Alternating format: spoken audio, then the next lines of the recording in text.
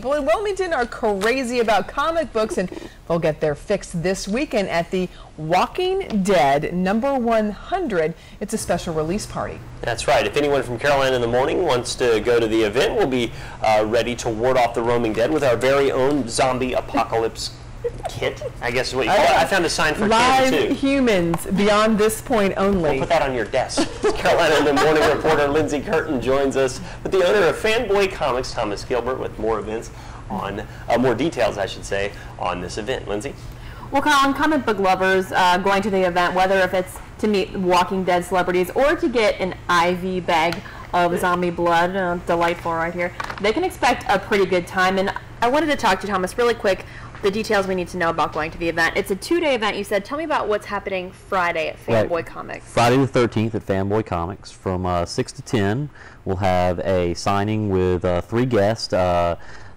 Jane McNeil from The Walking Dead. We'll also have Brandon Blanks, who's a local comic artist who did a zombie comic set in Wilmington, and Danny Miller, who's the official AMC poster artist for Walking Dead. Friday 13th, did you guys plan that ahead of time? It just kind of worked out that way, so yeah. Perfect. And you mentioned there will be 8 different special covers? 8 different variant covers for Walking Dead 100, a bunch of different stuff. Got them all available at Fanboy Comics. They're $3.99 except for the foil chromium special edition, which is $9.99. They're going fast. It's a pretty high-profile artist making those, right? Yep, Todd McFarlane and Mark Silvestri, some really famous comic artists who guest artists the covers for these. Yeah. Great, and the downtown event, there are going to be some contests. There's a event at Brown Coat right after our event on Friday night. We can go see a zombie cast of Rocky Horror Picture Show, and then Saturday during the day at Brown Coat,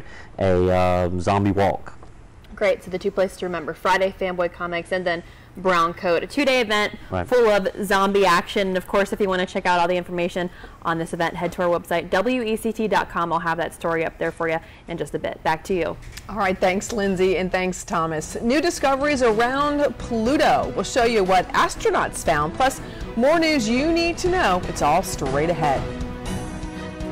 Good morning. Coming up on a Thursday morning on Today, Penn State's internal investigation into the Jerry Sandusky scandal set to be released this morning. Was there a cover-up? And if so, how involved was the school's late coach, Joe Paterno? We'll talk about that with his son in an exclusive live interview. Also ahead, a health alert for men who take the popular hair loss drug Propecia. Does it lead to permanent sexual dysfunction even after you stop using it? Then, the Church of Scientology back in the spotlight in the wake of the Tom Cruise-Katie Holmes split. This morning, a former member who claims he guided Cruise through his last divorce speaks out. And remarkable video of a woman who got a big surprise and a scare from a shark during a day of fishing. It's all when we get started on a Thursday morning right here on Today.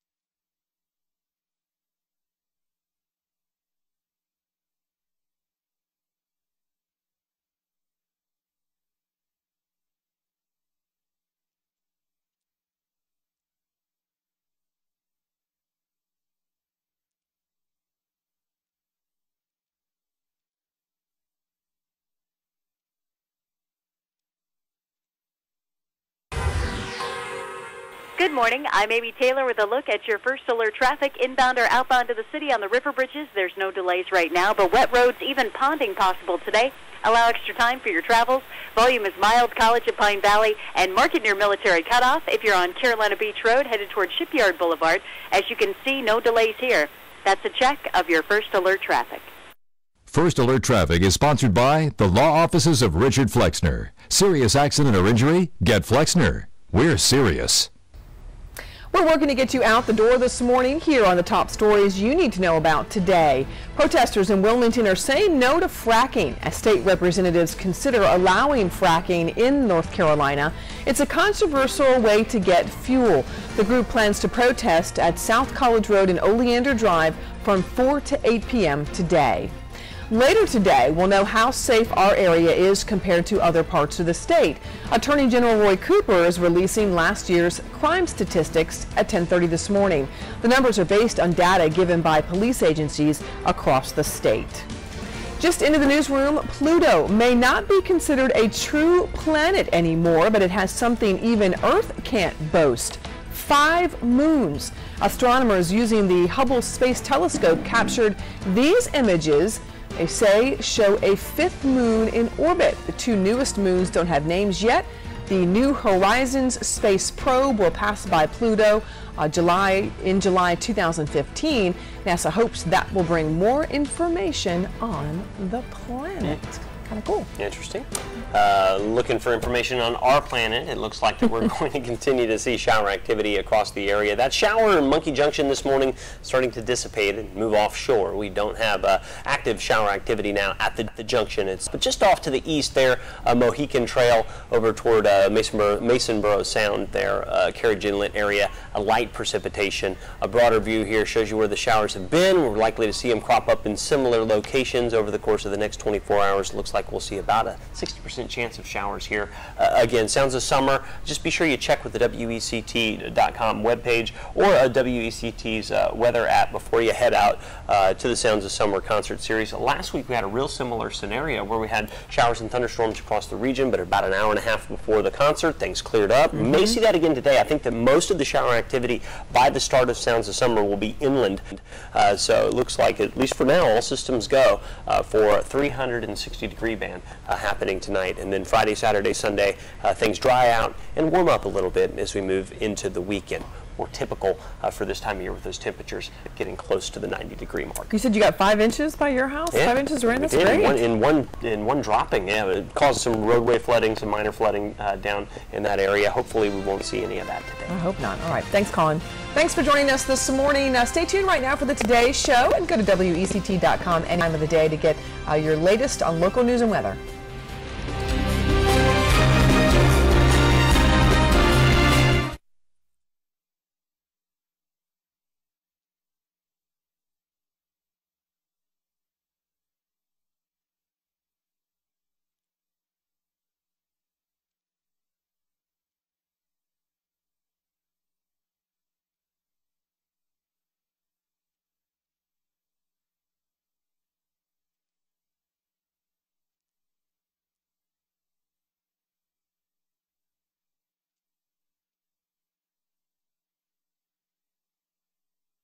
In high definition, live.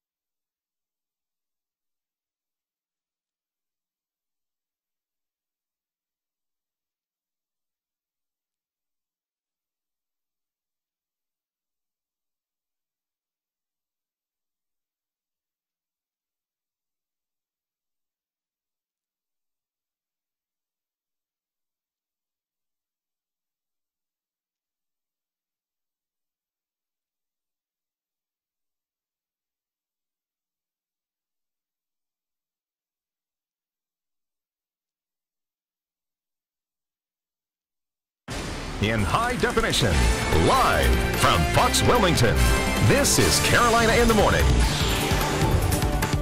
Good morning, and thanks for joining us for Carolina in the Morning on Fox Wilmington. I'm Kim Ratcliffe. It is muggy out there right now at 73 degrees and I think, 96% humidity this morning? Give or take. A little muggy. And some people actually waking up to some rain. We did see some showers move through the Monkey Junction area here within the last half hour. Most of that has started to break down and move offshore, although there's still a couple of lingering light showers across eastern North Carolina. As we take a look off to the south here toward the Cape Fear Memorial Bridge, not seeing shower activity per se now, but we did just see pretty good soaker move through Silver Lake area down south of Monkey Junction, that now moving offshore. As we take a look at the digital Doppler radar, things are starting to clear up. However, as we head into the afternoon, I think that we're going to see more clouds, more showers, more thunderstorms. I'll tell you how long I expect that to last and what we're going to see for the next couple of days coming up in just a few minutes. Kim? All right, well, Colin, recent storms have raised concerns over a growing problem. But I think we need to constantly be aware of, of our trees and do some pruning and just be careful. That message from a Wilmington City Council member after this incident on Market Street. A tree branch fell and crushed a car. Well, Councilman Charlie Rivenbark happened to be nearby and was one of the first on the scene. Now he's asking city staff to count the city's trees and cut off limbs that could be dangerous. I don't want to see another tree limb come down, and there are a couple of large limbs that I've noticed in the last 2 or 3 days that are just dead. They look like a dead tree. There's nothing on them. They're just turned down, and a good strong wind, they'll fall over, and there's still enough substance to them that they would do damage. And with the weather we've had, old rotten trees are more of a concern. There's taxi trouble in Wilmington. Drivers are on the defense after a council member called the cabs dirty. Councilwoman Laura Padgett says they're being unprofessional. Just listen. And he's usually not dressed appropriately. And I'm not talking about a suit. I'm talking about something clean with sleeves and slacks. And half the time it's a tank top and shorts. And they're standing around bad-mouthing whatever the topic of the day is. I'm just asking, Comment, a cab company owner is asking the city to pass an ordinance requiring taxi drivers to wear uniforms. Fox Wilmington asked drivers about a uniform. They say they have to follow a dress code to get a permit to work at the airport, but drivers with a license to work in Wilmington don't have to follow the same rules. The cabs up here at the airport, we're kind of the elite cabs of town, and we're always getting badmouthed by the W cabs. They won't let us in town, and we're the clean cabs. We're the ones that dress nice. The owner of Port City Taxi says he'd like a dress code in place.